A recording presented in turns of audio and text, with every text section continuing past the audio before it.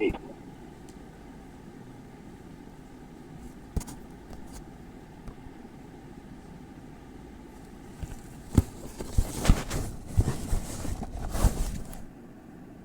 Okay mutual inductance पहले mutual inductance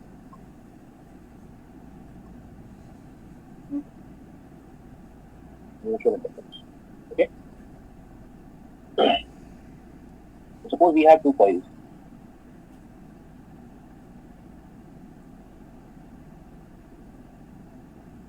One is this coil and other coil is slightly bigger than this one. Slightly bigger. They are coplanar but not constantly. इनका plane दोनों का same है. Okay.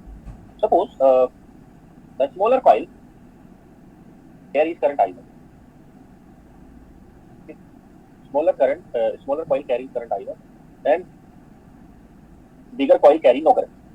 इसका center O है, इसका center O है. Okay. So let us consider two coils. Consider two coils. ठीक है. Coil 1 carries current I1. Carries current I1 I, but coil 2 carries no current. I2 0. ठीक है. So क्या हुआ इससे? अब अगर आप इसकी मैग्नेटिक फील्ड लाइन ड्रॉ करें coil 1 की तो उस तरह की magnetic field lines of coil 1 would be like this. Okay.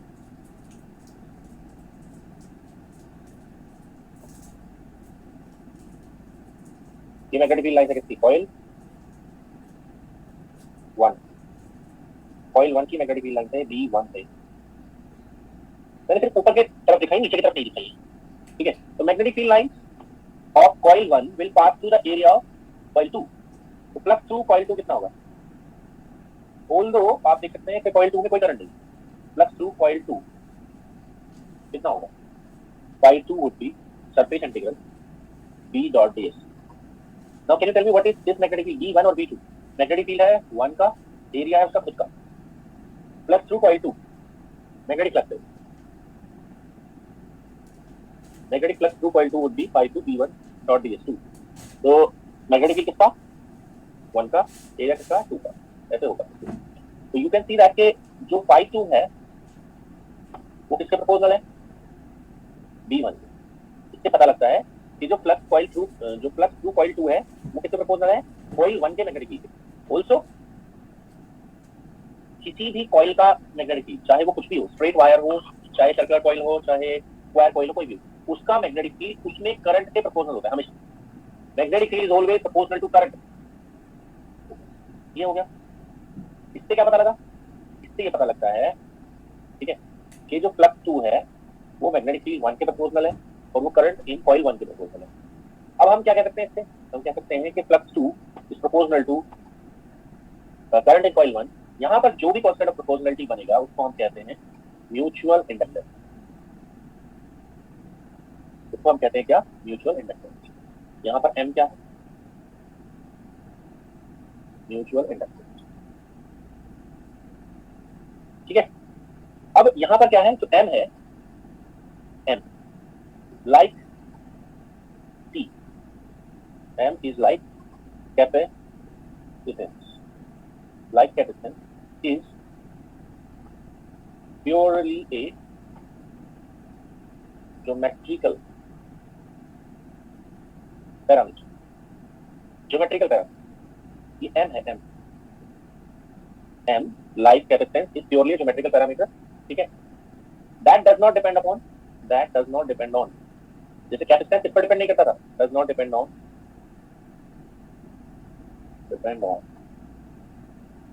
That does not depend on flux or current.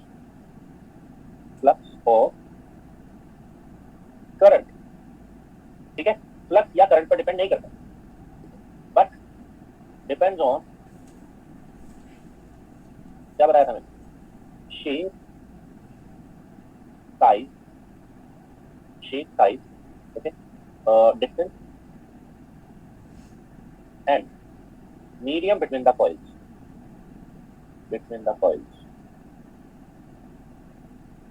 Coils की शेप क्या है, सर्कुलर है, रेक्टेंगुलर है या क्या है, साइज छोटी है, बड़ी है, डिस्टेंस उनके बीच का, ये वाला डिस्टेंस कम है या ज्यादा है, ओके ओके, एंड उनके बीच का मीडियम, यहाँ पर क्या भरा हुआ है आपको, मैग्नेटिक मटेरियल भरा हुआ है, फ्री स्पेस, इस बात पर डिपेंड करता है, किस पर डिपेंड नहीं करता है, पाई या करंट पर डिपेंड नहीं करता, ओके, ये प्योरली ज्योमेट्रिकल पैरामीटर है, इलेक्ट्रोस्टैटिक्स में किसके साथ कंपेयर होगा ये, to be compared with the capacitor, ठीक है, ये होगा।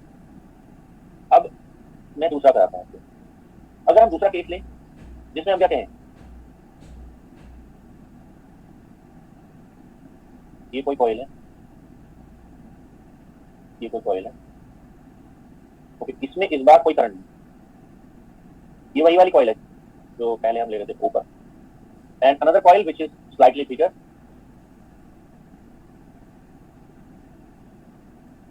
बिगर, carry current this time I2 equals to I, इसमें कोई करंट नहीं, ठीक है, तो distance is same again.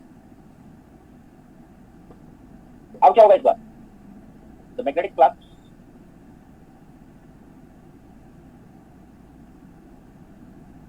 Through coil 2, coil का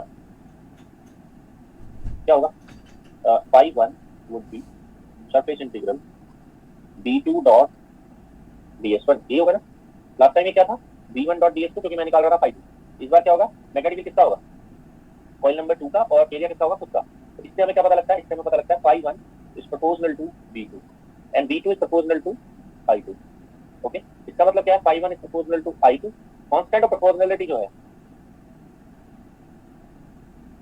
कांस्टेंट ऑफ प्रोपोर्शनैलिटी क्या है, n है, क्वेश्चन नंबर 2, यहाँ m अगेन क्या है, म्यूचुअल इंडक्टेंस, मतलब म्यूचुअल इंडक्टेंस रिमेन सेम, अगर आप कॉइल 1 में करंट लेकर प्लस 2 कॉइल 2 निकालो, या करंट इन कॉइल 2 लेकर प्लस 2 1 निकालो, it will remain same, M21 और M12, ठीक है, it would B same, okay, M21 या M12 विल बी सेम, ठीक है, तो इससे क्या कंक्लूड होता है, इससे कंक्लूड ये होता है, पहले मैंने क्या लिया था, I1 का वैल्यू I था, अब I2 का वैल्यू I है, तो यहाँ पर फ्लक्स क्या हुआ है, पहले फ्लक्स क्या था, flux phi 2 was mi1 mi, और यहाँ पर क्या होगा, phi 1 would be mi, okay, तो क्या होगा बताओ, if current in the coil are interchanged, यहाँ पर क्या है, if current in the coils are interchanged, interchange करी हमने करंट या नहीं करी, पहले क्या था, I1 was I, I2 was 0, अभी क्या है, I2 is I and I1 is 0, current क्या कर दिया हमने आपस में उनकी interchange, if current in the coils are interchange then there magnetic flux क्या होंगे, there magnetic flux would also be interchanged, अगर हम करंट को इंटरचेंज कर दें आपस में, ठीक है, तो उनके फ्लक्स भी इंटरचेंज हो जाएंगे, क्योंकि जो ये है म्यूचुअल इंडक्टेंस है, वो ज्योमेट्रिकल पैरामीटर, इस बात पर डिपेंड नहीं करता कि किसमें आप करंट ले रहे हो, it doesn't matter at all, तो यहाँ पर ये है, तो current interchange, so flux will be interchange, okay, ये हो गया, तो इससे हमें क्या क्या पता मिलता है, इससे क्या फायदा होता है, या इससे क्या हम इंफर करते हैं, देखिए, अगर कहीं पर if somewhere you have given a smaller coil, you have given current in the smaller coil and you need to calculate the flux through the larger coil, मतलब आपको करंट दी है स्मॉलर कॉइल में और फ्लक्स निकलवाया larger coil, तो आप क्या करेंगे, आप वही करंट इंटरचेंज कर लेंगे, उनकी करंट को वही करंट किसमें मान लेंगे, लार्जर में, और फ्लक्स किससे निकालेंगे, स्मॉलर, क्योंकि magnetic field of larger shapes, चाहे वो सोलेनॉइड हो चाहे वो कॉइल हो, क्या होता है, इजी टू कैलकुलेट होता है, डिफिकल्ट नहीं होता है, कॉम्प्लेक्स नहीं होता है, पर जितनी भी छोटी चीजें होती हैं, स्मॉलर थिंग्स, उनके मैग्नेटिक फील्ड हमेशा कॉम्प्लेक्स होते हैं, that is why I am saying, तो करंट हमेशा किसमें माननी है, भले ही एग्जामिनर ने आपको करंट स्मॉलर में दी हो, you will always consider this current in the larger, okay, and flux हमेशा किससे निकलेगा, स्मॉलर से या लार्जर से, बिल्कुल, create the flux through the smaller. Current in the larger and magnetic field of the larger and flux through the smaller. ये हम method follow करेंगे क्योंकि हमें पता लग गया क्या कि हम उनकी करंट को इंटरचेंज करते हैं कॉइल की, उनके फ्लक्स भी इंटरचेंज हो जाते हैं. तो flux always through larger. Okay, sorry, flux always through smaller. Magnetic field किसका? लार्जर का. इसलिए करंट किसमें मानी जाएगी? लार्जर में. ओके, ये है. तो अब हम क्या करेंगे? अब हम देखेंगे कि अगर हमारे पास एक प्राइमरी या सेकेंडरी कॉइल हो तो आप इससे भी देख सकते हैं उसको. अब यहां पर आप देख सकते हैं क्या, अगर करंट हमने किसमें मानी है? 2 में मानी है. ओके, और 2 की करंट को अब टाइम डिपेंडेंट बना दिया जाए तो यहां पर मैं लिख रहा हूं if current in the coil 2 is if the current in coil 2 is time dependent,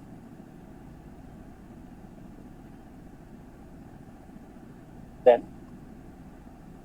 flux through coil 1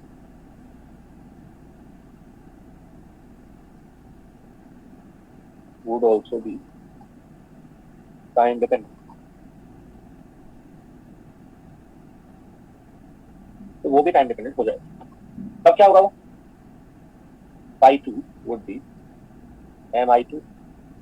okay, तो कितना ईएमएफ इंड्यूस होगा? ईएमएफ इंड्यूस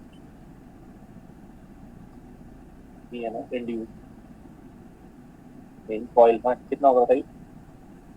होगा माइनस, ये मैंने गलत लिख दिया, कॉइल 1 है. EMF induce in coil 1 would be minus m di2 by dt. Okay, तब क्या होगा? Induce current in the coil 1, induce current in the coil 1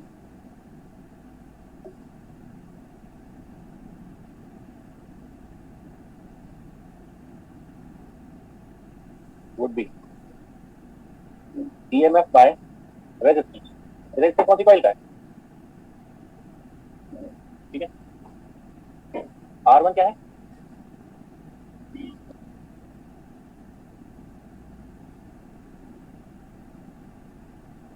ठीक है, तो क्या होगा? रेजिस्टेंस R1 क्या है? ये रेजिस्टेंस ऑफ कॉइल 1 क्या हो जाएगा? M by R1 di2 by dt. Question number 4. Okay, induce current in the coil 1 would be this, where R1 क्या है? R1 is resistance of coil 1. ठीक है, इस तरीके से आप इंड्यूस करंट निकाल सकते हैं कॉइल किसमें? कॉइल 1 में कॉइल 2 की वजह से या कॉइल 2 में कॉइल 1 की वजह से. तो क्या पता होना चाहिए आपको? You should know the mutual inductance M. Inductance जो है म्यूचुअल होता है, दोनों का मिलाकर होता है. रेजिस्टेंस किसका होता है? जिसमें आप इंड्यूस करंट निकाल रहे हो, किसका? 1 का. ओके, तो ये हो गया ये. तो इसका एनालिसिस मैं पहले ही बता चुका हूं आपको. अगर सेकेंडरी प्राइमरी कॉइल्स हो किसी ट्रांसफार्मर में, ओके, ये कोर है, सॉफ्ट आयरन,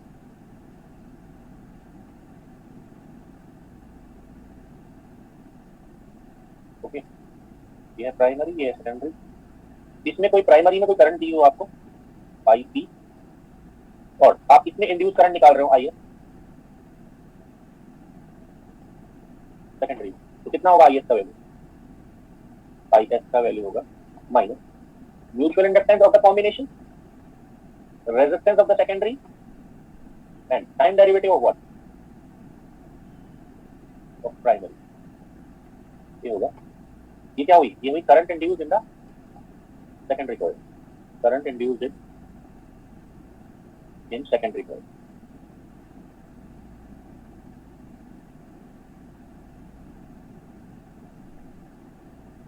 ठीक है, ऐसे आप निकाल सकते हैं. ठीक है, तो ये म्यूचुअल इंडक्टेंस पर बेस्ड है, जहां पर n क्या होगा? Mutual inductance of the combination होगा. ओके, ये हो गया. इस पर बेस्ड अभी क्वेश्चन करेंगे. अब मैं चलता हूं किस पर? Self inductance.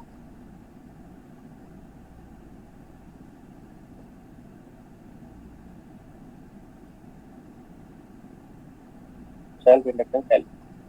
तो म्यूचुअल इंडक्टेंस जैसा कि नाम से पता लग रहा है, it is mutual between two coils. ये दो कॉइल्स का म्यूचुअल इंडक्टेंस. ठीक है, बट जो सेल्फ है, ठीक है, it would B of only one coil.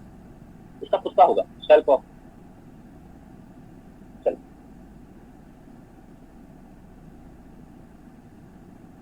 Suppose आपके पास एक कॉइल है,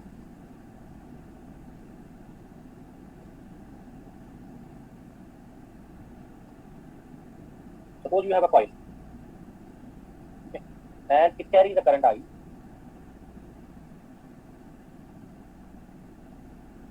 उसकी खुद की मैग्नेटिक लाइन कैसे होगी, इस तरह की होगी।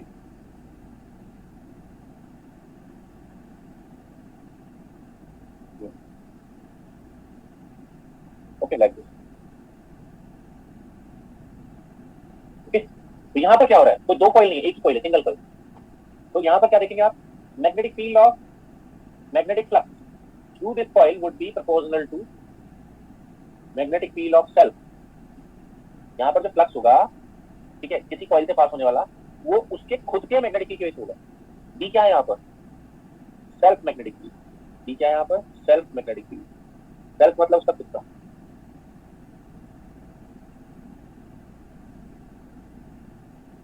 सेल्फ मैग्नेटिक, ठीक।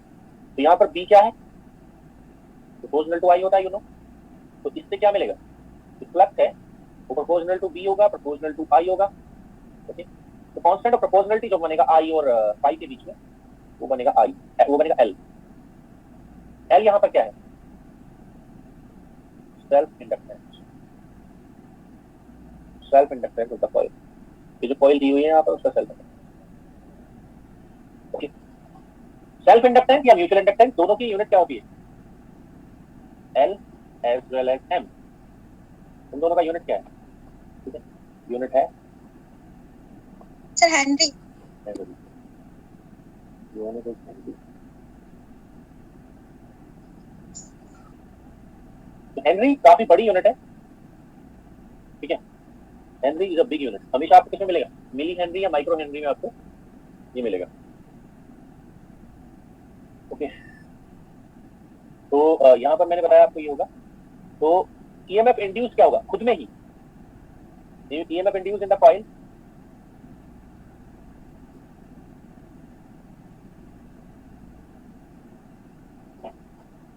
क्या होगा, ईएमएफ इंड्यूस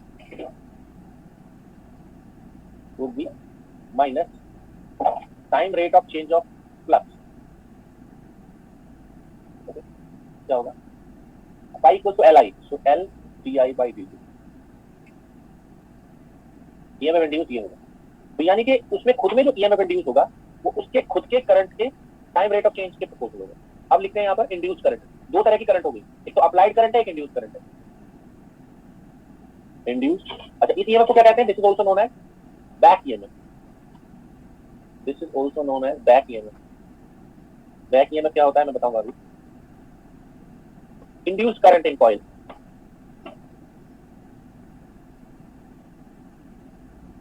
क्या होगा, induce current I induce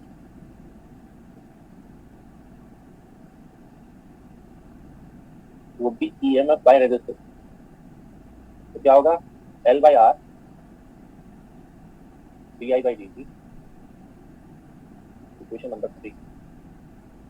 Induced current in the coil would be this, where R is what, resistance of the coil।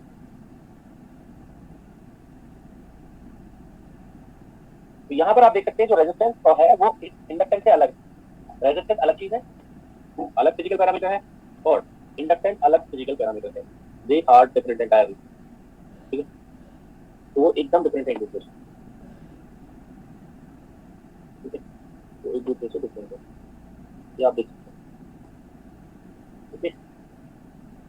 तो रेजिस्टेंस कैसे आता है, कोई कंडक्टर है उसमें रेजिस्टेंस कैसे आता है, उसमें रेजिस्टेंस आता है जैसे कोई जो इलेक्ट्रॉन्स है, फ्री इलेक्ट्रॉन्स मेटल के अंदर, मेटल के जो अंदर फ्री इलेक्ट्रॉन्स हैं वो किससे टकराते रहते हैं, ठीक है, दे स्कैटर विद आयन, ठीक है, जिसकी वजह से वो क्या होते हैं, स्लो डाउन हो जाते हैं, वो आता है रेजिस्टेंस, ठीक है, दैट इज रेजिस्टेंस। पर जो इंडक्टेंस है वो ऐसे नहीं आता है, वो रेजिस्टेंस नहीं है, inductance is not resistance, okay, it is different. तो ये बताइए, ये कॉइल है, ओके, अब इस कॉइल में आप क्या करते हो, इस कॉइल आप क्या करते हो, करंट को चेंज करना शुरू कर देते हो, पहले कोई करंट फ्लो कर रही थी आई, अब उसको बढ़ाकर मान लिया आपने आई से 2i कर दिया, ठीक है, तो क्या होगा, अगर आप करंट को बढ़ाना चाहते हैं तो you need to fight against this back EMF. अगर आप करंट को बढ़ाना चाहते हैं, मान लिया आप करंट को बढ़ाकर 2i करना चाहते हैं, इट मीन di/dt क्या होगा, इट वुड बी पॉजिटिव। और जब ये नंबर पॉजिटिव होगा तो ये ओवरऑल नेगेटिव ईएमएफ जो होगा वो नेगेटिव होगा। ये क्या बताता है, ये बताता है कि अगर आप करंट को बढ़ाओगे, ओके, तो ये ईएमएफ उसको बढ़ाने का अपोज करेगा, ये उसके अगेंस्ट फाइट करेगा, बैक ईएमएफ। और वो जो बैक ईएमएफ होगा वो कब ज्यादा होगा, back EMF would be large when inductance is large. जब जो कॉइल है उसका इंडक्टेंस ज्यादा होगा, ठीक है, तो जो फाइट होगी बैक ईएमएफ की, ठीक है, वो ज्यादा होगी। ओके, तो अब हम जरा क्या करते हैं, कंपेयर करते हैं, ठीक है, सिस्टम्स को, तो आपको पता लगेगा वाकई में इंडक्टेंस क्या है। Inductance is not resistance. जैसे मान लिया आप कोई वायर लेते हैं, उसमें डीसी करंट फ्लो कराते हैं, आप कोई वायर लेते हैं उसमें एक करंट आई फ्लो कराते हैं, DC, I is DC current. तो अब रेजिस्टेंस होगा या नहीं, there will be any resistance और no resistance, yes there will be resistance, okay, but here you can not experience inductance. आप इस वायर का इंडक्टेंस एक्सपीरियंस नहीं कर सकते क्योंकि आप कैसी करंट को फ्लो करा रहे हैं, डीसी को। ये इंडक्टेंस आपको कब फील होगा, when you will experience the inductance, जब आप करंट को चेंज करेंगे। तो इंडक्टेंस का पता आपको तभी लगना शुरू होता है जब आप करंट को एसी बनाते हैं, चेंज करते हैं, ओके। तो रेजिस्टेंस तो हर जगह एप्लीकेबल होता है, एसी में भी और डीसी में भी, बट जब करंट एसी होती है तो एक एडिशनल फैक्टर होता है, ठीक है, जो उसके चेंज को अपोज करता है, जो क्या होता है, वो होता है inductance, okay, which is completely different from resistance. तो resistance is also applicable for DC current, but inductance is not, okay, inductance is not, वो सिर्फ DC करंट के लिए ही काम करेगा, ओके। अब देखते हैं आगे। अच्छा, मैंने कहा इंडक्टेंस कैसा पैरामीटर है, एक ज्योमेट्रिकल पैरामीटर है, ओके, तो वो उसकी ज्योमेट्री पर डिपेंड करेगा कि भाई वो जो कॉइल है आपकी वो सर्कुलर शेप की है या स्क्वायर शेप की है, छोटी कॉइल है, बड़ी कॉइल है, ठीक है, इस तरह की चीजों पर डिपेंड करता है। अब मैं अभी आपको आगे बताता हूँ कंपैरिजन बिटवीन, मैं मतलब आपको फिजिकली बताता हूँ क्या है इंडक्टेंस। तो comparison between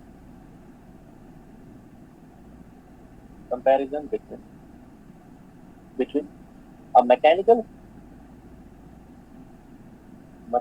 and electromagnetic system,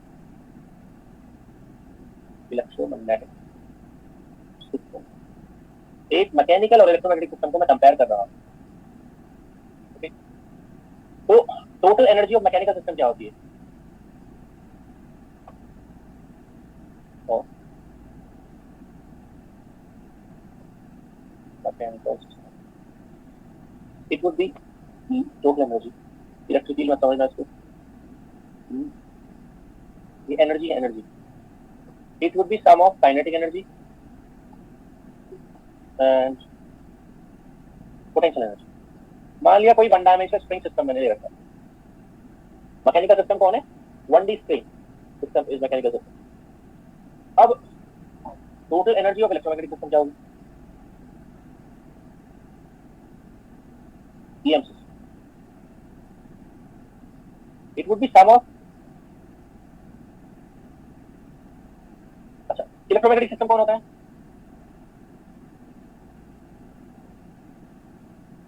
inductance को ऐसे शो करते हैं सिंबल और उसका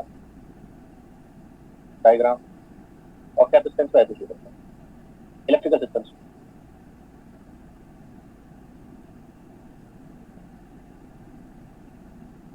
it is C, it is L, okay. तो ये जो L है वो कैसी एनर्जी को स्टोर करता है अपने अंदर, ये जो L है it stores magnetic energy,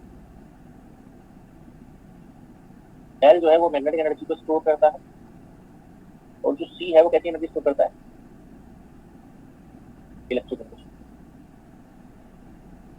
electric energy को स्टोर करता है, ये मैग्नेटिक एनर्जी को स्टोर करता है, ठीक है। तो जो कोई भी इंडक्टेंस होता है वो कितनी एनर्जी स्टोर करता है, वो स्टोर करता है 1/2 Li स्क्वायर एनर्जी। तो any mechanical system, sorry any electromagnetic system में जो L होता है, L पोर्शन, वो स्टोर करता है मैग्नेटिक एनर्जी प्लस, ओके, ये स्टोर करता है इलेक्ट्रिकल एनर्जी, कितनी स्टोर करता है, Q²/2। इसके अदर फॉर्म्स भी हो सकते हैं, अदर फॉर्म्स क्या हो सकते हैं, अदर फॉर्म्स रिस्पॉन्स हो सकता है 1/2 CV half square, 1/2 half CV square. Like that. Okay, but मैं इसको इस फॉर्म में लिख रहा हूँ, चार्ज एंड कैपेसिटेंस की फॉर्म में लिखा है मैंने, इसको लिखा है इंडक्टेंस एंड करंट की फॉर्म में। अब मैकेनिकल सिस्टम की जो काइनेटिक एनर्जी होती है वो किसके कंपैरेबल होती है, और जो ये एनर्जी होती है उसके कंपैरेबल। ओके, ये दोनों कंपैरेबल होती है। काइनेटिक एनर्जी किसके कंपैरेबल है, मैग्नेटिक एनर्जी के, और पोटेंशियल एनर्जी किसके कंपैरेबल है, इलेक्ट्रिक एनर्जी। तो अगर हम कंपैरिजन करते हैं तो मैकेनिकल इक्विवेलेंस ऑफ करंट क्या है, मैकेनिकल इक्विवेलेंस ऑफ करंट है स्पीड या velocity. Okay, and mechanical equivalence of L क्या है, इंडक्टेंस क्या है, मैकेनिकल इक्विवेलेंस ऑफ इंडक्टेंस है mass, inertia. Mechanical equivalence of charge क्या है, position x.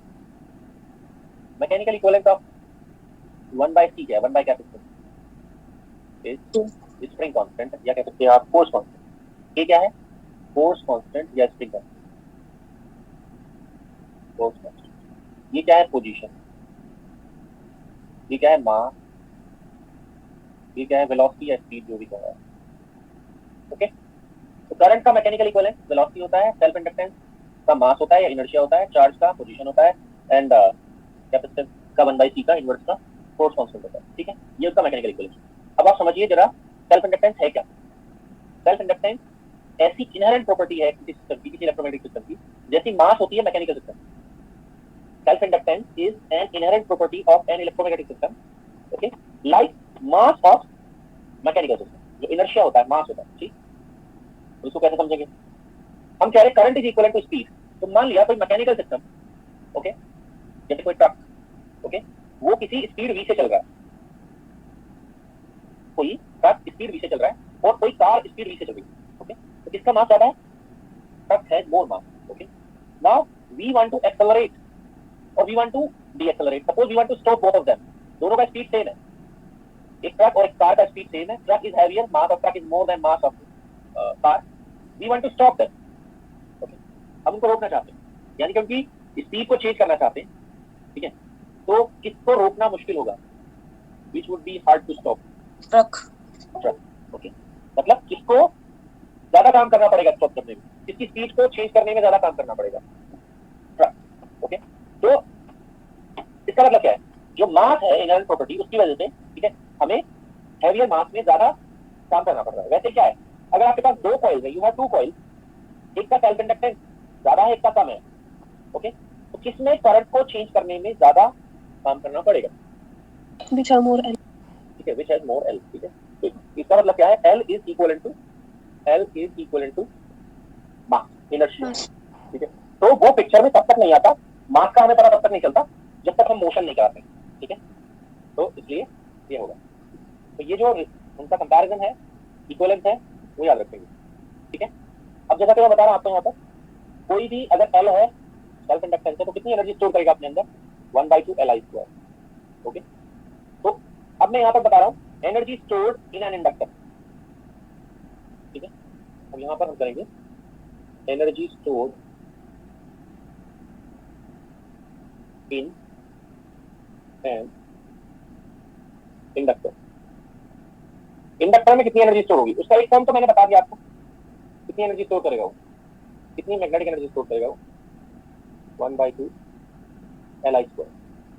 It has one more form, या तो ये कब काम करेगा, this will work when you have self inductance with you, you have current with you, okay, then this formula may work, okay, however, okay, however, when you have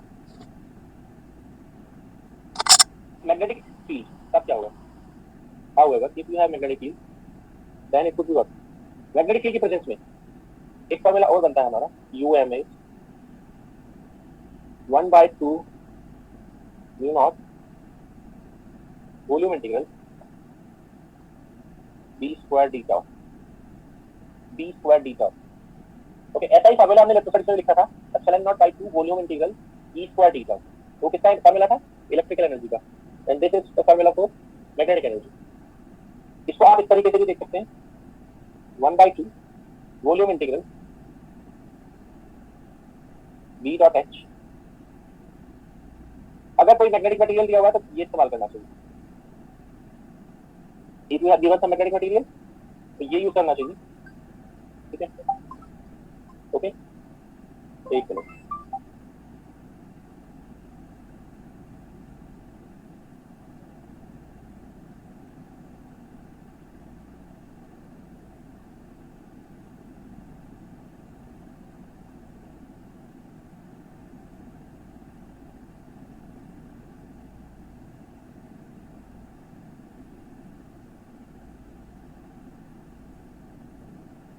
okay, बात सही कि अगर कोई मैग्नेटिक मीडियम है, ठीक है, magnetic medium में क्या कैलकुलेट करना कैसा करते हैं? In the magnetic medium we prefer to calculate H. तो अगर कोई मैग्नेटिक मीडियम दिया है तो ये वाला फार्मूला अप्लाई करें, और अगर फ्री स्पेस दिया है तो ये वाला फार्मूला अपने आप से कैसे बदल जाएगा इस फार्मूले में? क्यों? ठीक है, तो फ्री स्पेस क्या होता है? तो free space we have h equals to b by mu naught, या b equals to mu naught h ऐसे होता है। ये अपने आप से किसमें बदल जाएगा? This formula will be converted into the first one. Okay, तो ये दोनों फार्मूले इक्विवेलेंट हैं। ओके, तो अब इस पर देखते हैं क्वेश्चंस को। ठीक है, तो क्वेश्चन देखते हैं।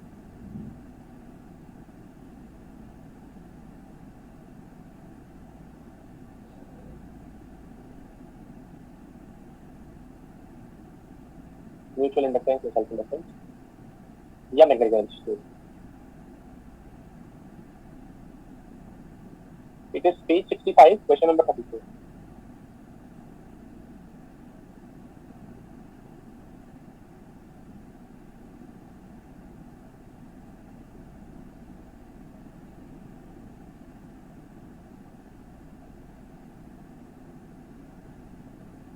Page 65.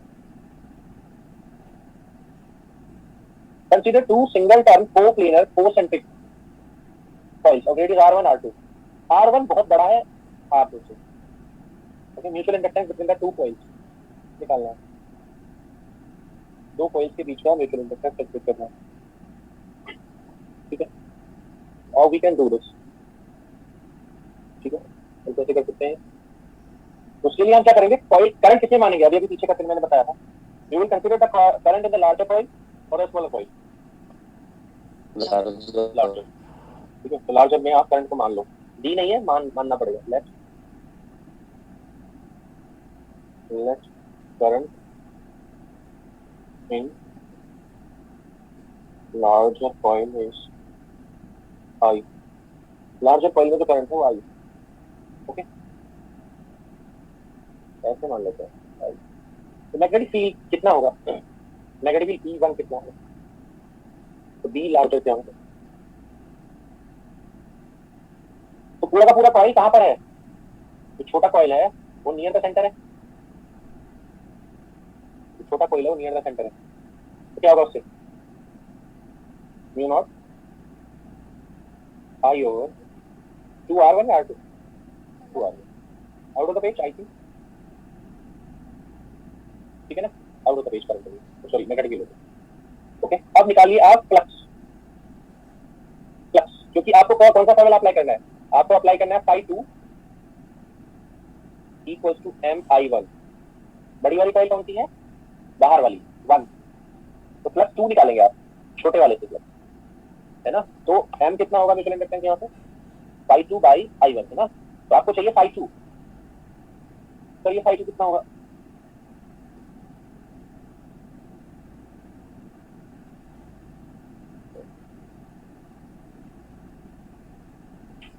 φ2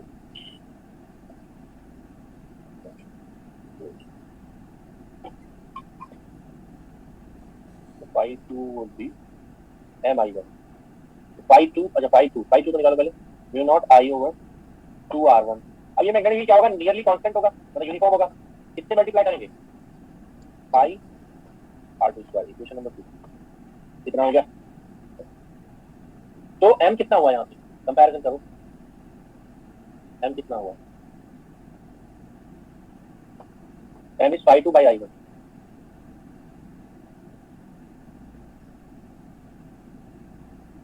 कितना होगा बोलो? Mu naught pi R2 square by 2R1।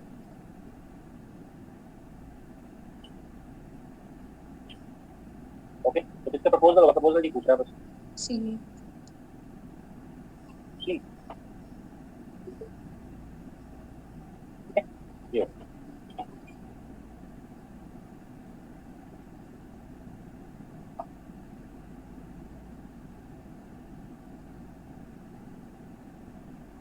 ठीक है।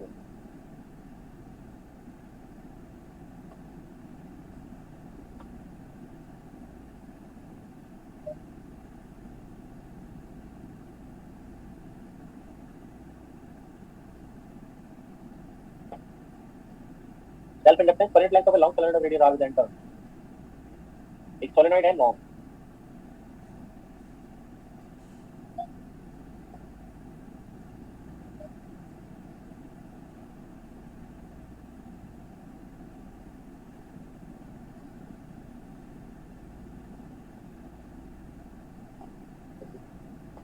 तो इस पर ऐसे मान लेते हैं वायर को रैप किया गया,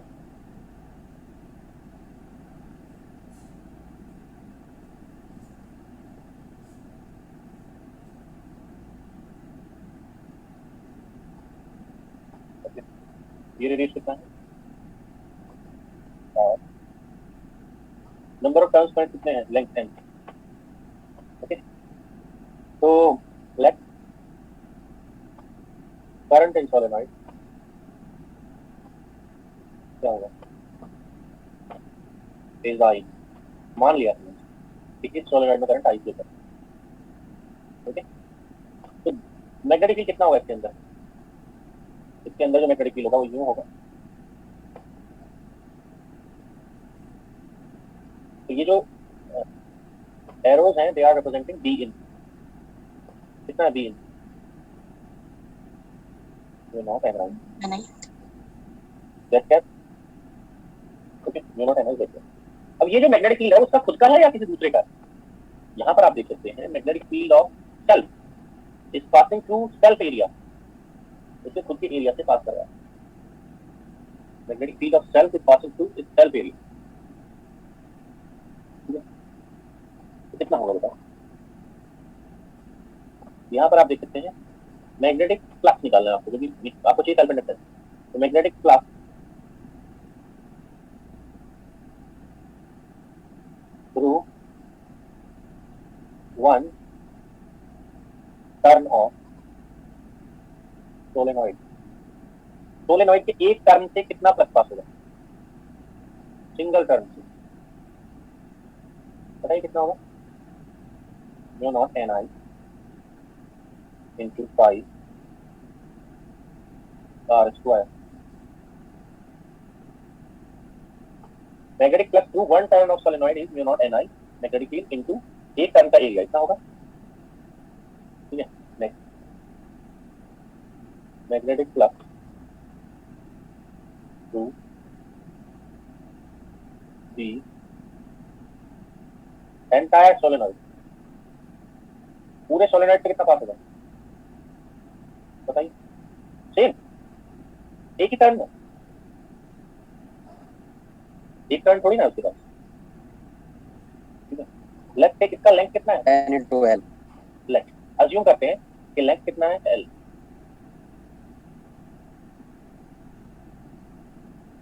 अज्यूम करते हैं कि length of the solenoid is L, तो पाई टोटल कितना होगा, would be number of turns current length है, टोटल टर्न्स नहीं है, टोटल टर्न्स नहीं है, number of turns current length है, n into L total number of turns होगा, mu naught N I into pi R square, ये हुआ total flux. तो सेल्फ इंडक्टेंस कितना होगा, self inductance of solenoid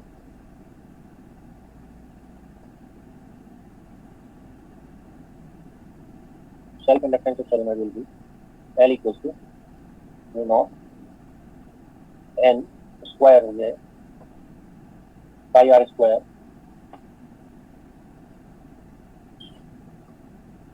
pi R square into L into I, नहीं I नहीं है, आई हट जाएगा ना, पाई बाई आई हट, ये आया सेल्फ इंडक्टेंस कितना Henry H, but it is asking about self inductance per unit length, क्यों, क्योंकि उसने इसमें लेंथ नहीं दिया हुआ है। लॉन्ग सोलेनॉइड दिया हुआ है, self inductance per unit length कितना होगा? Self inductance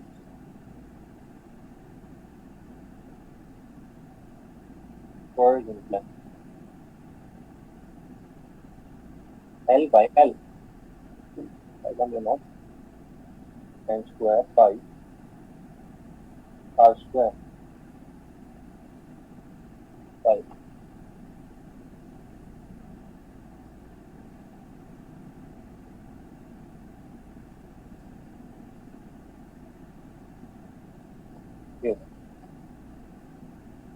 okay. तो इसकी यूनिट क्या होगी? इसकी यूनिट होगी हेनरी पर मीटर, नॉट हेनरी। तो which is correct? A is the correct answer. Okay,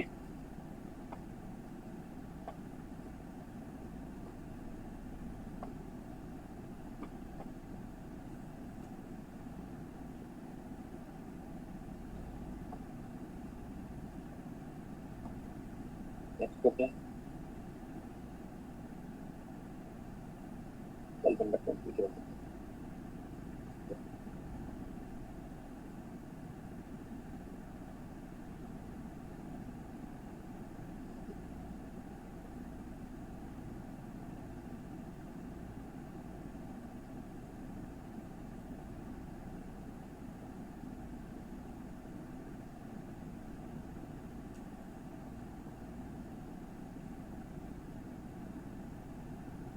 कौन सा पेज है? 66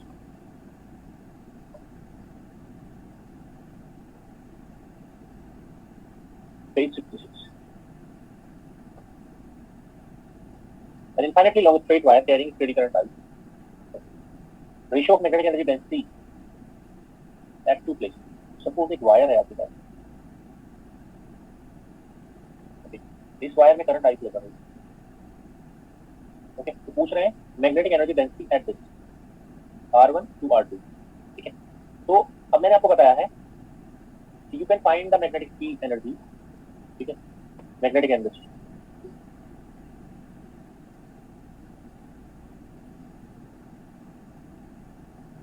मैग्नेटिक एनर्जी को दो तरीके से निकाल सकते हैं, UM, it is volume integral v square theta, magnetic energy का एक्सप्रेशन ये। अब मैग्नेटिक एनर्जी डेंसिटी क्या होती है? मैग्नेटिक एनर्जी डेंसिटी तो ये होती है magnetic energy per unit volume. इसकी यूनिट आएगी जूल, इसकी यूनिट आएगी जूल, एनर्जी की यूनिट होती है जूल, जबकि मैग्नेटिक एनर्जी डेंसिटी की यूनिट होती है जूल पर मीटर क्यूब। तो मैग्नेटिक एनर्जी डेंसिटी को लिखते हैं स्मॉल UM से, इसको लिखते हैं कैपिटल U से, इसको लिखते हैं स्मॉल u से। तो कितनी होगी? सिंपल होगी, कितनी? v square by 2 mu magnetic energy density यानी कि magnetic energy per unit volume. तो विद दिस समझ आ गई बात ये? तो मैग्नेटिक एनर्जी डेंसिटी का फार्मूला ये है। It means if you are comparing magnetic energy density at R1 to R2, ठीक है, तो आपको क्या लिखना होगा? मतलब बेसिकली क्या होगा अगर मैं लिखता हूं यहाँ पर, तो you see that M1 by UM2 would be what? It would be simply D1 square D2 square। बोलिए, ये समझ आ गया नहीं आया? क्योंकि mu naught medium is same. अब आप जानते होंगे ये वायर कैसा है, इनफाइनेटली लॉन्ग स्ट्रेट वायर। तो अगर मैं इससे r डिस्टेंस पर मैग्नेटिक फील्ड फाइंड आउट करता हूं, यहाँ से r डिस्टेंस पर, तो एक्सप्रेशन क्या होगा मैग्नेटिक फील्ड का? मैग्नेटिक फील्ड का एक्सप्रेशन होगा म्यू नॉट आई होगा 2πr magnitude, okay. It means to say you are finding UM1 by UM2। तो पहले में कितना है? मतलब I and I current is same in both cases, mu naught भी सेम है, बाकी सब कुछ सेम है। तो ये बनेगा कितना? R2 by R1 का होल स्क्वायर, है ना। D1 by D2 का होल स्क्वायर था, बट चूंकि ये उल्टा है, उससे अपोजिट है, R2 by R1 कितना होगा? 2R1। क्या बनेगा? 4 डिवाइडेड बाय 1, इक्वेशन नंबर 2। तो क्या आंसर आएगा यहाँ पर? 4, ठीक है। तो it was from magnetic energy.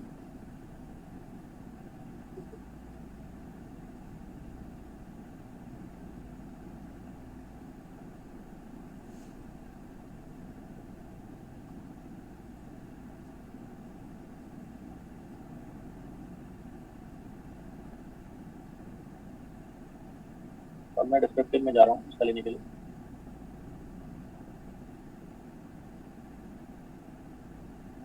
Page 57, question number 8।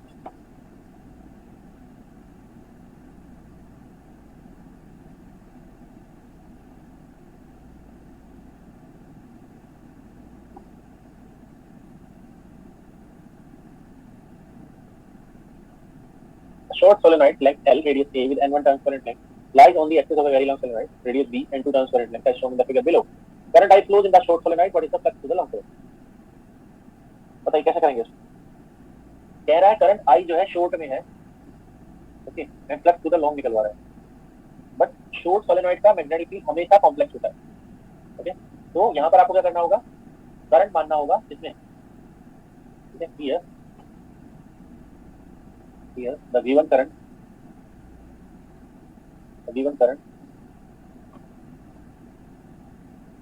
should be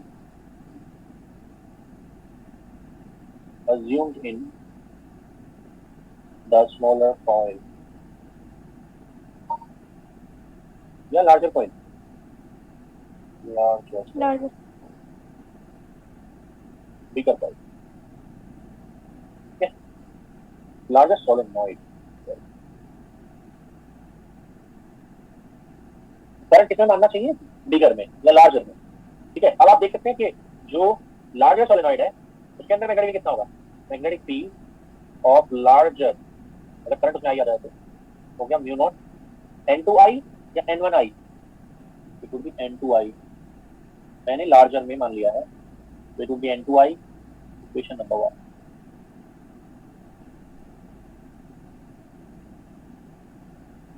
okay, समझ आ गया। अब हमें क्या करना है, वी नीड टू फाइंड, ठीक है, flux through the smaller one, ठीक है, flux through the smaller coil, surface area V dot D कितना होगा, यू नो N2I, ओके। अब ध्यान दीजिए कितना एरिया है जो शॉर्ट सोलेनॉइड है, शॉर्ट सोलेनॉइड का एक टर्न कितना बड़ा होगा, एक टर्न का एरिया कितना, पाई ए स्क्वायर, है ना, एक टर्न का एरिया कितना होगा, पाई ए स्क्वायर। टोटल टर्न कितने होंगे, एक से तो इतना करेगा, टोटल टर्न कितने होंगे, N1 इंटू L, ये बात समझ में आ रही है, N1 इंटू L क्या दिखाता है यहाँ पर, this shows total turn in short solenoid, okay, ये है, तो ये मल्टीप्लाई करना जरूरी है वरना काम नहीं आएगा, तो निकल गया आंसर, ये आ गया। लार्जर कॉइल लार्जर से भी उतना ही फ्लक्स पास करता अगर हम स्मॉलर में इतना करंट मानते आई, ठीक है। Can you find one additional, यहाँ पर can you find its mutual inductance, इस कॉम्बिनेशन में mutual inductance of the combination, ये जो दो सोलेनॉइड हैं इनका म्यूचुअल इंडक्टेंस क्या है, म्यूचुअल इंडक्टेंस होता है पाई फ्लक्स बाय करंट, तो म्यूचुअल इंडक्टेंस कितना आएगा, आएगा mu naught N1 N2 pi A square into L, equation number 3, ये इसका म्यूचुअल इंडक्टेंस आया कॉम्बिनेशन का, ठीक है।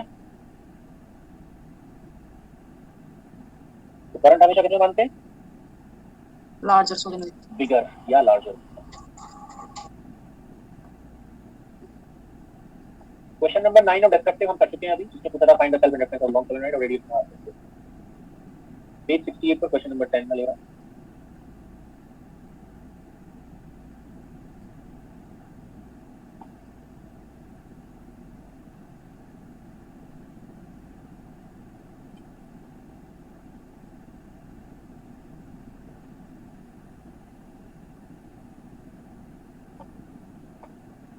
एक along coaxial cable लिखा हुआ है, along coaxial cable carries current I in one direction, ये वाली जो अंदर वाली कॉइल है वो ऐसे करंट ले जाती है और बाहर वाली कॉइल पर ऐसे करता है, जो इनर है सिलेंडर उसका रेडियस है A और बाहर वाले का है B, ओके।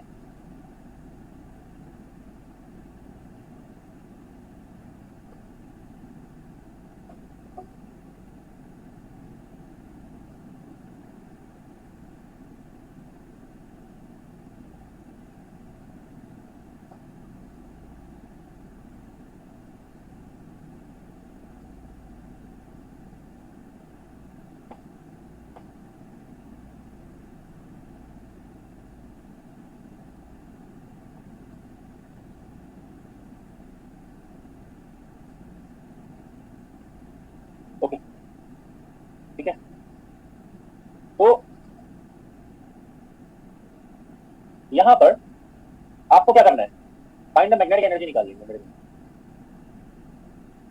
ठीक है, तो जो मैग्नेटिक एनर्जी है वो कैसे कैलकुलेट होगी?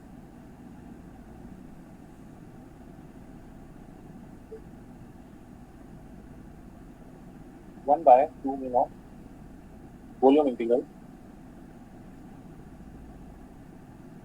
d square theta.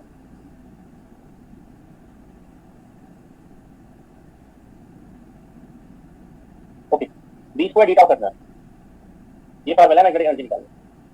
अब इस केस में आप कैसे निकालेंगे? इसमें 3 जोन है, अगर आप देखें तो हमें निकालना होगा इसको। अगर मैं थोड़ा और एलिब्रेट करता हूं तो देखिए क्या होगा। ठीक है, वो होगा ये वॉल्यूम इंटीग्रल को अगर हम स्प्लिट करके लिखते हैं तो क्या बनेगा? बीटा, बीटा होगा सिलेंडर वाला बीटा, एस डी एस वाला होता है ऐसे करके, तो लिख लो चलो S D S D phi D S ऐसे होता है। ओके, इसको स्मॉल एल बना लो आप लेंथ को, वरना कंफ्यूज हो जाओगे एल और एल। तो एक काम करो, डी टाउ को ऐसे लिख लो। आप देखते हैं डी जेड का इंटीग्रल कितना आएगा? डी जेड का इंटीग्रल किसके बराबर आएगा? लेंथ के बराबर। और डी फाई का इंटीग्रल कितना आएगा? 2 pi L S D S. Can I right like this? वही जो डी जेड है उसकी लिमिट क्या होती? उसकी लिमिट होती 0 to L। Okay, D phi की लिमिट क्या होगी?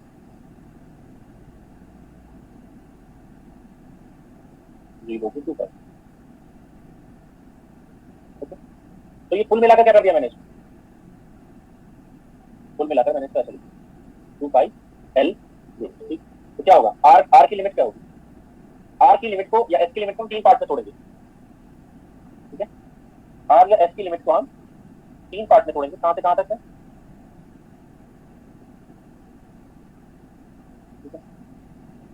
we'll split this into 3 parts। इसमें 0 से a में जो भी मैग्नेटिक फील्ड होगा b square 2 pi L S D S plus, और किसमें तोड़ेंगे? a से b जो भी b स्क्वायर होगा 2 pi L S D S plus, तीसरा क्या होगा? b से infinity 2 pi L S D S, ये होगा। ओके, फिर आप देखेंगे अब आपको चाहिए b कहां पर? You require b in s less than a, तो s less than a। Okay, s less than a, ये जो करंट है तो कोएक्सियल केबल होता है। जो इनर कंडक्टर है, जो इनर ये है कंडक्टर, उसके सरफेस पर फ्लो होगा करंट। तो यानी कि s लेस देन a में, s लेस देन a में यहां कितना मैग्नेटिक फील्ड होगा? आई एनक्लोज कितना होगा? 0 since current is flowing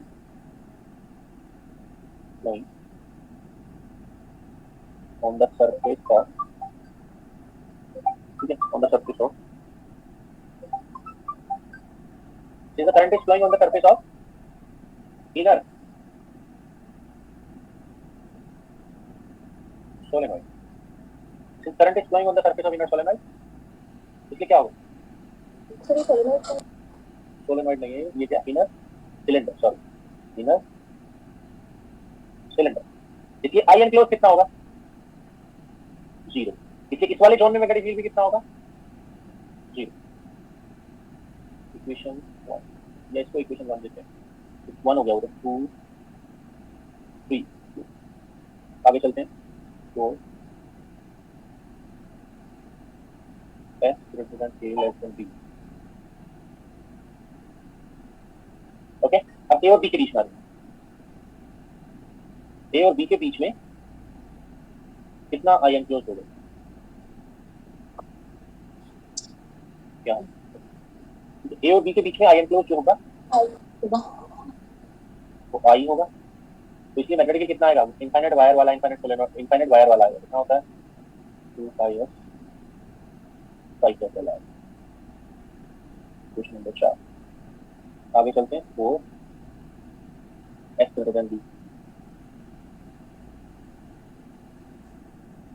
x greater than b, यहाँ x greater than b के लिए i इंक्लूड कितना होगा 0 i माइनस i, मतलब दोनों अपोजिट डायरेक्शन में है करंट, i एक तरफ जा रही है दूसरी तरफ जा रही है, नेट करंट इंक्लूड कितनी होगी 0, 0 होगी तो मैग्नेटिक फील्ड भी कितना होगा इस वाले करंट के लिए 0। तो इफेक्टिवली मैग्नेटिक फील्ड कहाँ पर दिख रहा है आपको, कोएक्सियल केबल में जो मैग्नेटिक फील्ड दिख रहा है it is between a and b only. अब इस वाले में इंटीग्रेट करना है un from equation 1 equation 2, un कितना हो गया 1/2 में a to b, इसका स्क्वायर करो not square i square divided by 4 pi square h square, okay 2 pi ls ds, okay un, okay कितना हो जाएगा mu naught i square is common divided by 2 pi से बचेगा नीचे 4 है ना, 4 l बाहर आ जाएगा मतलब l/4 हो गया, और एक s से एक s कैंसिल होगा, पाई भी आएगा नीचे एक पाई आएगा, ठीक है ln by ln dy, कितनी मैग्नेटिक एनर्जी वो l लेंथ के अंदर स्टोर करेगा, कितनी एनर्जी वो l लेंथ में स्टोर करेगा। अब यहाँ पर ऑल दो क्वेश्चन में कहीं नहीं दिया हुआ, एक काम करेंगे हम यहाँ पर find self inductance, okay self inductance of the cable, इस केबल का सेल्फ इंडक्टेंस और निकालना है। How you can do that, आपको मैग्नेटिक एनर्जी मिल गई है तो un मैग्नेटिक एनर्जी किसके बराबर होती है 1/2 li स्क्वायर के बराबर होती है, क्वेश्चन नंबर 6। चलो कंपेयर करिए, मैग्नेटिक एनर्जी जो हमने मैग्नेटिक की फॉर्मूला से निकाली वो 1/2 li स्क्वायर से कंपेयर कर दीजिए, सेल्फ इंडक्टेंस कितना होगा कॉइल का, कोएक्सियल केबल का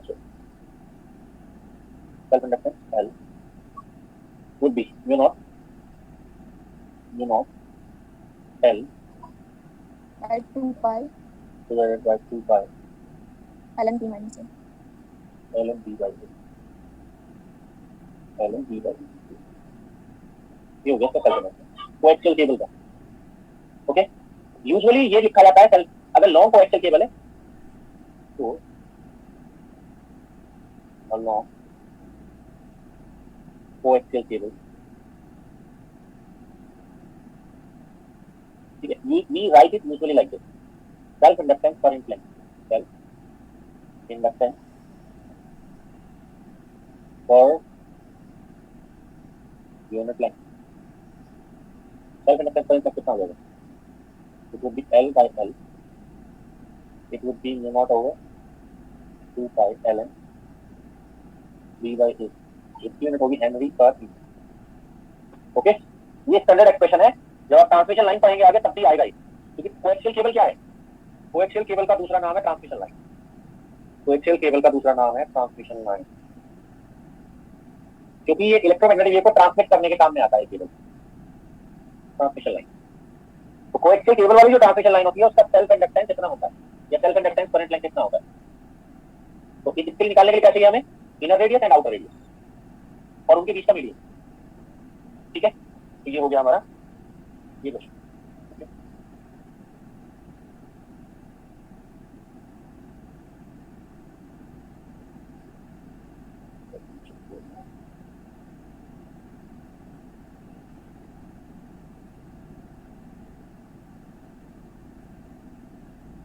थर्टी 65 पेज पर बहुत ही एक्यूरेटली डिफाइंड क्वेश्चन है, 65 page,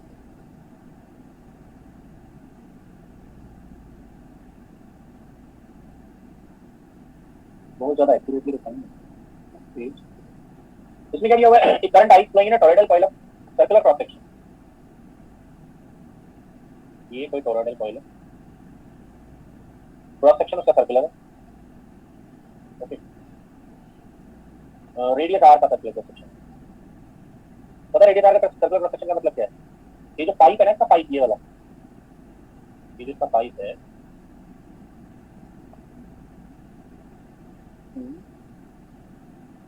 and turns it A cross sectional area of the toroid.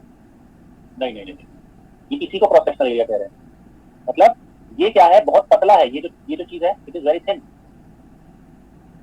It is very thin, और उसको बोल रहे हैं ये जो है ना रेडियस आर है, रेडियस आर। तो ये वाला जो एरिया जो मैंने ये ऐसे दिखा रहा हूँ मैं, ये कितना है, it is cross section, it is cross section.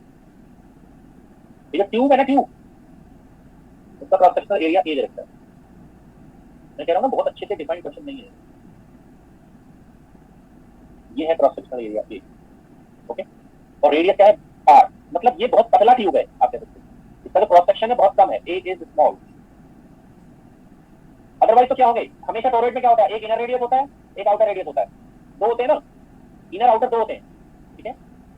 But चूंकि ये बहुत थिन ट्यूब से बना है, इसलिए ए क्या है, ए इज वेरी स्मॉल, ओके। तब क्या होगा बताइए, बी क्या होगा, बी मैग्नेटिक क्या होगा, टोरॉइडल कॉइल होता है N mu naught I over 2 pi R. Magnetic क्या होता है टोरॉइडल कॉइल में, magnetic of toroid, magnetic of toroid, okay. Now flux through singleton,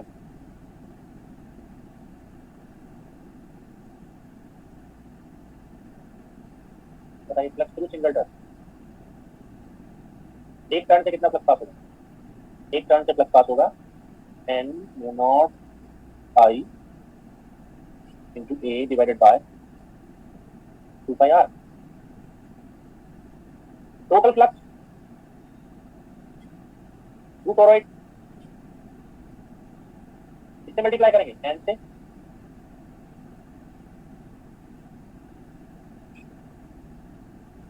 तो क्या होगा, सेल्फ इंडक्टेंस।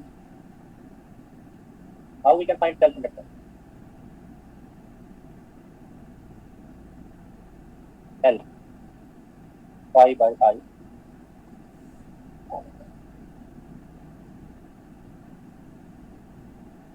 क्या होगा बताइए, आई हटा दो बस इसमें, mu naught N square A by 2 pi R. Question number 4, mu 0 N square A over 2 pi R, A option, ठीक है। तो आज इतना ही रखते हैं, मैं आगे टीच नहीं कर रहा हूँ, बताइए। स्लाइड पे करते सर। सर ये क्रॉस सेक्शनल क्या बताया आपने, क्रॉस सेक्शन मतलब आप उसको ट्यूब को काट कर देखोगे अगर मान लिया, तो क्रॉस सेक्शन नहीं होगा। Okay sir. ट्यूब को मतलब आप टोरॉइड को काटो बीच में से, और फिर उसको देखोगे क्रॉस सेक्शन, तो देखो आप ट्यूब मिलेगी आपको एक, वो एरिया होगा। हाँ वो वाला एरिया। जैसे जैसे ऐसे नहीं होता कि किसका एग्जांपल, जैसे टायर की ट्यूब होती है ना, टायर की ट्यूब, ओके। तो अगर हम उसको वैसे देखें, टायर को कहाँ फ्लैट अगर मतलब अर्थ पर डाल दें, ठीक है, तो आप देखेंगे क्या टोरॉइड की तरह दिखेगा ना। फिर उसकी जो ट्यूब है, ट्यूब क्रॉस सेक्शनल एरिया कौन सा होगा ट्यूब में, बताइए। उसको ट्यूब में क्रॉस सेक्शनल एरिया होगा, जो ट्यूब है ना, ट्यूब उसको काटो, ट्यूब को काटने का मतलब होगा आपको उसकी सर्कमफ्रेंस को कहीं से कट करके देखना होगा, तो वो जो एरिया होगा वो cross sectional area. Okay sir, thank you. Mechanical और इलेक्ट्रोमैग्नेटिक सिस्टम था, उसके अंदर जो काइनेटिक एनर्जी और पोटेंशियल एनर्जी है, तो इक्विवेलेंट क्यों माना, मतलब इसको इक्विवेलेंट माना, जैसे हाफ mv स्क्वायर और half li square and half ax square को इक्विवेलेंट माना उसको। जैसे आपका कोई भी मैकेनिकल सिस्टम होता है, उसकी जो टोटल एनर्जी होती है वो एक से दूसरे में कन्वर्ट होती रहती है कि नहीं। जैसे मान लिया पेंडुलम लो, कोई सिंपल पेंडुलम, तो क्या होगा, अगर सिंपल पेंडुलम का मोशन कराओगे तो क्या होगा, जब सिंपल पेंडुलम बिल्कुल एक्सट्रीम पर पहुंचेगा अपने जहां से वो रिवर्स होता है, तो वहां पर कौन सी एनर्जी मैक्सिमम होगी, पोटेंशियल, वहां पर पोटेंशियल मैक्सिमम होगी, काइनेटिक मिनिमम होगी, और जब वो सेंटर को क्रॉस करेगा तो काइनेटिक काइनेटिक मैक्सिमम होगी। और अगर हम किसी बीच की पोजीशन पर देखें, ना तो बिल्कुल एक्सट्रीम एंड पर देख रहे हैं, ना सेंटर पर देख रहे हैं, इक्विलिब्रियम पर, तो हमें दिखेगा क्या, दोनों एनर्जी प्रेजेंट होगी है कि नहीं, काइनेटिक भी और पोटेंशियल भी। बट वो एक दूसरे में कन्वर्ट हो सकती है क्या, total energy of the system remains conserved अगर कोई डिसिपेटिव फोर्स नहीं है, तो है ना, आपने पढ़ा होगा मैकेनिक्स में, अगर कोई डिसिपेटिव फोर्स नहीं है तो एंटायर एनर्जी रिमेन्स कंजर्व्ड, है ना। तो काइनेटिक पोटेंशियल में और पोटेंशियल काइनेटिक में बदलती रहती है ना। वैसे ही क्या है इलेक्ट्रोमैग्नेटिक सिस्टम में, जब हम डायनामिक्स पढ़ते हैं, इलेक्ट्रोडायनामिक्स पढ़ रहे हैं यहाँ पर, इलेक्ट्रिकल एनर्जी मैग्नेटिक एनर्जी में और मैग्नेटिक एनर्जी इलेक्ट्रिकल एनर्जी में बदलती रहती है, ओके। बट अगर स्टोरेज की बात आती है तो मैग्नेटिक एनर्जी कहाँ स्टोर होती है, magnetic energy is stored in a coil, in a inducting coil, and electrical energy store in capacitor, है ना? तो उसको किससे लिखते हैं? Symbol LNC। तो इसलिए LNC वाली आपस में कन्वर्टिबल होती है एनर्जी जो होती है, इसलिए हम यहाँ पर electromagnetic energy of any system will be taken as conserve, will be taken as constant, ठीक है? ये और LC R होगा तो R किसी तरह काम करेगा बताइए आप। LNC अगर है तो उसमें एनर्जी लॉस नहीं होगी, है ना? अगर आइडियल L है आइडियल C है ना, एनर्जी लॉस नहीं होगी। बट अगर हम उसके अंदर R लगा दें, LC R रेजिस्टेंस रेजिस्टेंस कितना काम करेगा? डिसिपेशन ऑफ एनर्जी के लिए रिस्पांसिबल है ना? तो LC जो सर्किट है वो किस काम में आता है? oscillation LC सर्किट किस काम में आता है? To store, LC circuit is used to store, LC circuit is used to store EM energy, electromagnetic energy, ठीक है? LC R लगाओगे तो एनर्जी हर बार लूज होगी, खत्म हो जाएगी अल्टीमेटली। पर अगर LC लगाओगे, आइडियल LC लगाओगे, ऑल्दो आइडियल कुछ भी नहीं होता वर्ल्ड, तो वो काफी टाइम तक उसको स्टोर रख सकता है। मेरे जस्ट लाइक ऑसिलेशन कि काइनेटिक एनर्जी जो है ना हाफ mv स्क्वायर, जिसको इक्विवेलेंट माना है हाफ li स्क्वायर के, और फिर बाद आप में बताओ, आप सिंपल सी बात बताओ, आप सिंपल सी बात बताओ, पोजीशन का डॉट क्या होता है? वेलोसिटी, चार्ज का डॉट क्या होता है? करंट। अब बात समझ में क्यों मैंने किसको इक्वल किया? ये सर तो एक्चुअली क्या होता है, मैग्नेटिक एनर्जी तो फ्लो होने से ही आएगी ना, काइनेटिक किधर ट्रीट होगी, ओके ठीक है? ये है ओके सर। सर जो आपने क्रॉस सेक्शनल एरिया बोला था, वो जो ट्यूब के इंटरनल वाला सर्कुलर एरिया होता है वो होगा? बिल्कुल बिल्कुल बिल्कुल। ट्यूब को काटो, ओके, काट कर फिर उसको हाथ में पकड़ो, तब देखो उसका जो अंदर वाला पोर्शन होगा, ठीक है? Okay sir. ये वाला मतलब आप यहाँ से कट करो इसको और फिर उसको पकड़ो हैंड को, इससे कंट्रोल जेट भी नहीं होता है।